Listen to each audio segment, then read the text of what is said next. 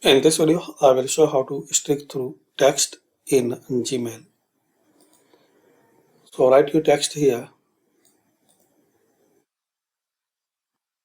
To stick through, click this here. Select your text. Click here. So here are options. Click on this stick through.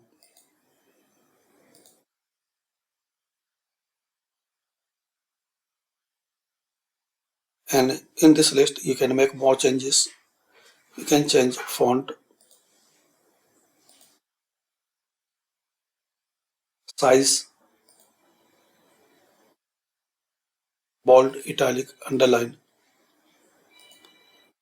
You can change color.